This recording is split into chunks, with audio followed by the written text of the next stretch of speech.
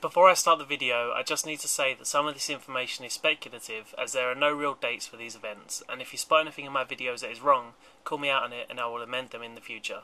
Thanks. So in the first episode of the series, I showed this picture and mentioned a fan theory where it could be GLaDOS taking the consciousness of Caroline at the time of her attack on Aperture on the Bring Your Daughter to Work day. While it's a good idea and I don't want to throw it out fully, I do believe that Caroline was uploaded to GLaDOS a little while before they attempted to turn her on. GLaDOS' main reason for existence was to carry the consciousness of a human, and I don't understand why they would turn her on without one. The image could also just be a playful nod to the fact that in the first Portal game, GLaDOS talks about the companion cube and says, "The Enrichment Center reminds you that the weighted companion cube will never threaten to stab you and, in fact, cannot speak." Anyway, Caroline was Cave Johnson's assistant, and Cave said that if he was to die, then Caroline would take over as CEO and be uploaded to GLaDOS in his place, even if she didn't want to be.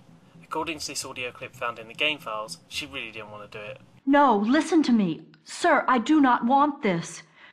I don't want this. Mr. Johnson, I don't want this. Mr. Johnson. Sir! These clips were not used in the game, however, so we cannot assume them to be canon, even though it does add an interesting level to the character.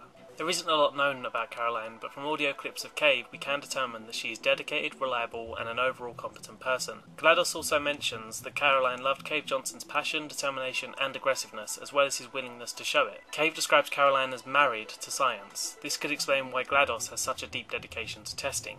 When GLaDOS begins to get Caroline's memories back in Portal 2, she talks about her as empathetic and concerned about morality, unlike GLaDOS herself.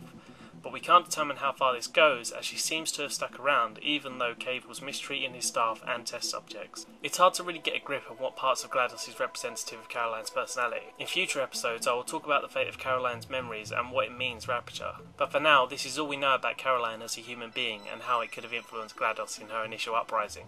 Come back Monday for episode 4, and thanks for watching.